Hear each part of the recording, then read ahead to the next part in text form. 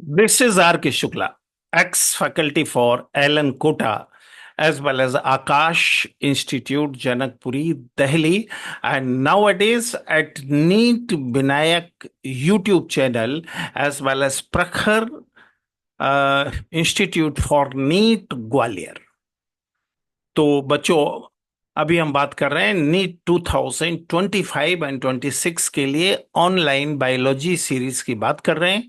और इसमें अभी हम बात कर रहे हैं एक्सक्रीशन के बारे में। एक्सक्रीशन में हमारे 6 लेक्चर हो चुके हैं, आज ये 7वां लेक्चर है। और आज हमें बात करना है मैकेनिज्म ऑफ सीक्रेशन के बारे में। आपसे पहले सबसे पहले लेक्चर में हमने बात किया था जो जनरल इंट्रोडक्शन है, मतलब different type of excretion like a ammonotelic, ureotelic and uricotelic. Then we had seen different type of excretory organ in kingdom Animalia. उसके बाद हमने जनरल डिस्कशन किया था। फिर हमने excretory system of human being की बात किया था। And nowadays we are discussing about mechanism of excretion, और उसमें अल्ट्रा फिल्ट्रेशन की बात हम लोग कर चुके हैं, सिलेक्टिवली रीअब्जॉर्प्शन की बात हम लोग कर चुके हैं।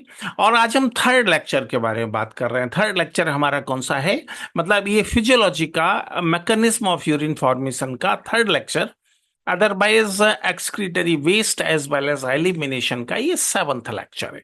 तो चलिए बात करते हैं सीक्रेशन के बारे में।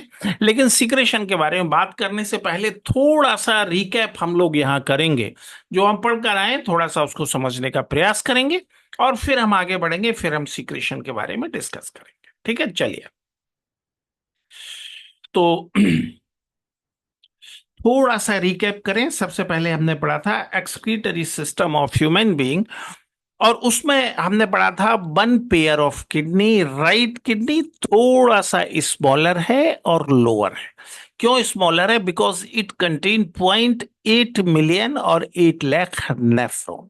लेफ्ट किडनी थोड़ा सा लार्जर है, थोड़ा सा अपर है। क्यों लार्जर है? Because it contain 1.2 million nephron.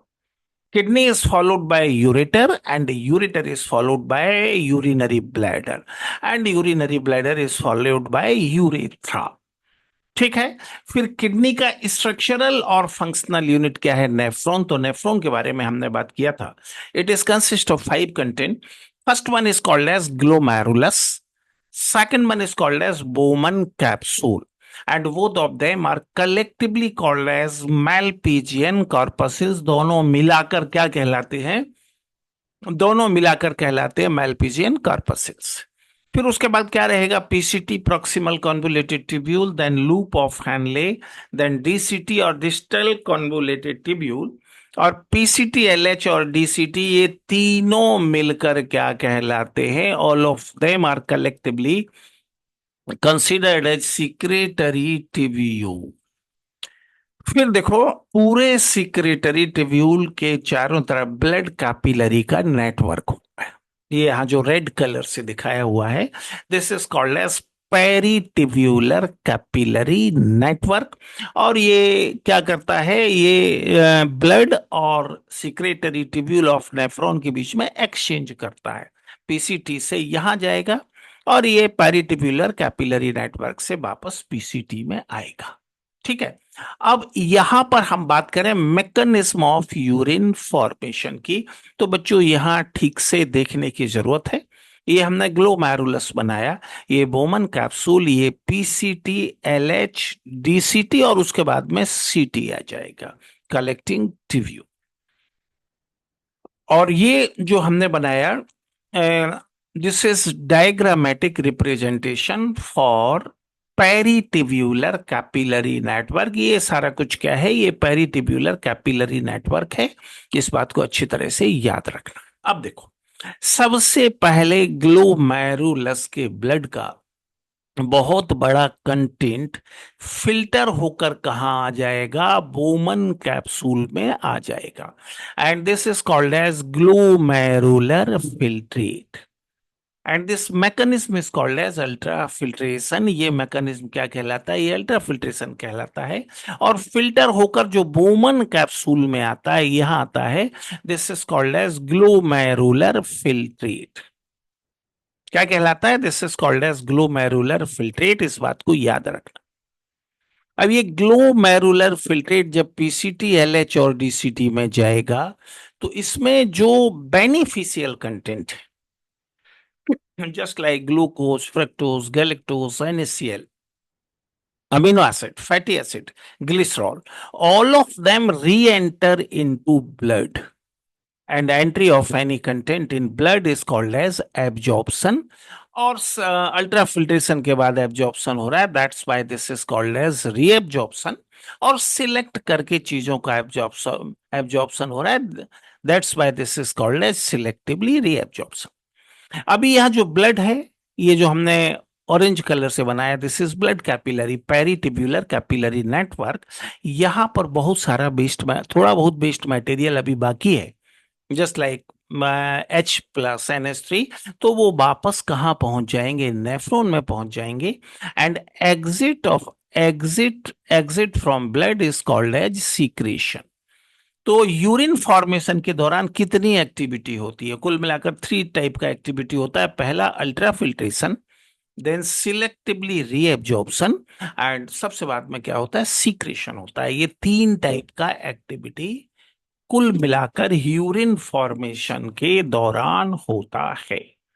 Ultra filtration के बारे में हमने डिटेल में बात किया था 5th लेक्चर में, और सिलेक्टिवली रीएब्जॉर्प्शन के बारे में हमने डिटेल में बात किया था 6th लेक्चर में। आज बारी है सीक्रेशन की, तो आज सीक्रेशन को हमें समझना है। अच्छा, एक चीज यहां पे और समझ लो, ब्लड से कुछ भी बाहर निकलता है, this is called as secretion. Blood से बाहर निकल के कहा जाता है? पीसीटी में जाता है, एलएच में जाता है, आमतौर पर एलएच में नहीं जाता, पीसीटी में जाता है, डीसीटी में जाता है, सीटी में जाता है, and this is called as secretion. और पीसीटी, एलएच, डीसीटी और सीटी से अगर कुछ भी निकलकर ब्लड में जाएगा, then this is called as absorption. ये कॉमन कंसेप्ट यहां पे याद रखना। ब्लड से बाहर निकलना सीक्रेशन, और ब्लड के अंदर जाना एब्जॉर्प्शन। ये बात याद रखेंगे। अब हम बात करते हैं। अब देखो, एनसीईआरटी ने ये डायग्राम बनाया, पहले हम इस डायग्राम को समझ लेते हैं, फिर थोड़ा हम डिटेल में जाएंगे। देखो, ये पीसीटी है, और पीसीटी के चारों तरफ ये ब्लड है। ब्लड से H+ और NH3, ये 2 कंटेंट निकल कर कहाँ आ जाते हैं? पीसीटी में आ जाते हैं। इसका मतलब पीसीटी में मेनली 2 चीजों का एब्जॉर्प्शन होता है, अमोनिया प्लस H+। ठीक है। और अगर हम बात करें, ये डीसीटी है, तो डीसीटी में K+ और H+ का सीक्रेशन होता है। पीसीटी में सीक्रेशन किसका होता है? H+ और NH3। एब्जॉर्प्शन नहीं, सीक्रेशन किसका होता है? H+ और NH3। और डीसीटी में किसका होता है? K+ और H+ का सीक्रेशन होता है, मतलब ब्लड से निकलकर ये डीसीटी में चला जाता है। अब अगर इसको थोड़ा डिटेल में हम समझना चाहें, तो देखो, ये यहां डायग्राम को ध्यान से देखना।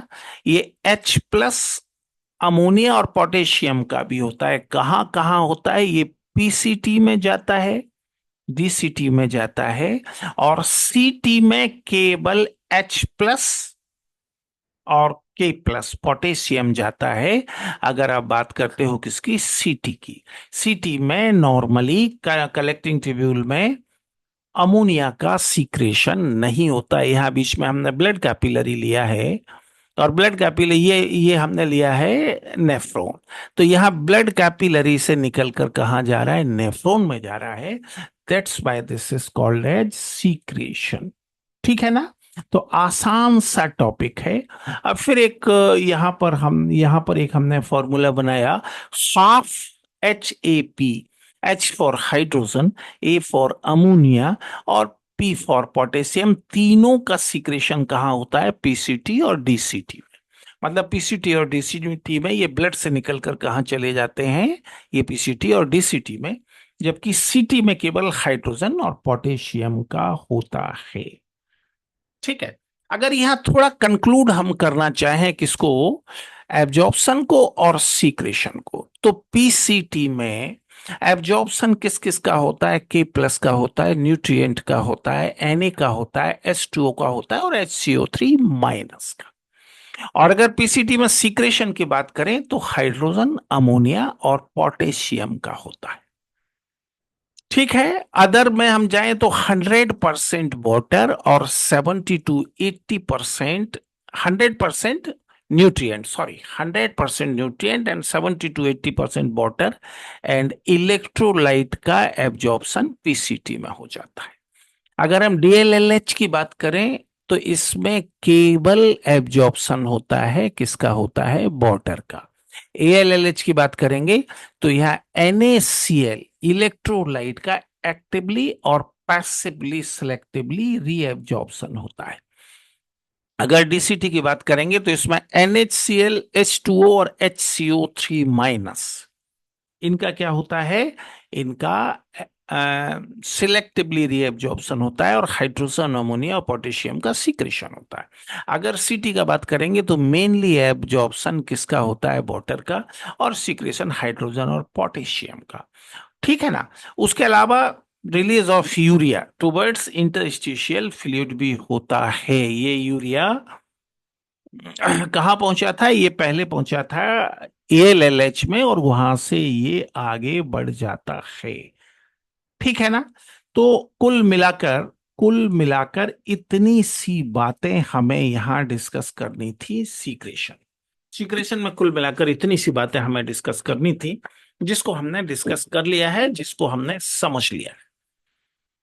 बच्चों, मैं प्रयास कर रहा हूं बहुत छोटे छोटे वीडियो बनाने का जो आपको इंटरेस्टिंग लगे, और हर दिन थोड़ा थोड़ा वीडियो देखकर अगर आप बेहतर परफॉर्मेंस चाहते हो तो एक एक वीडियो दो दो तीन तीन बार देखना।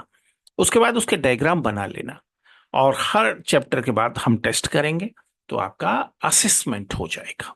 हाँ, और अगर आपको लगता है कि मेरा प्रयास आपके लिए बेनिफिशियल है, मेरा एफर्ट आपको सक्सेस के साइड में ले जाता है, तो मेरे चैनल नीट विनायक को आपको सब्सक्राइब करना ही चाहिए, शेयर भी करना चाहिए और अच्छे अच्छे कमेंट भी करना चाहिए। ठीक है। अभी हम कोटा से ग्वालियर शिफ्ट हुए हैं और ग्वालियर में हमने प्रखर इंस्टीट्यूट फॉर नीट के नाम से ऑफलाइन सेंटर चालू किया है। अगर कोई बच्चा ऑफलाइन भी पढ़ना चाहता है तो पढ़ सकता है।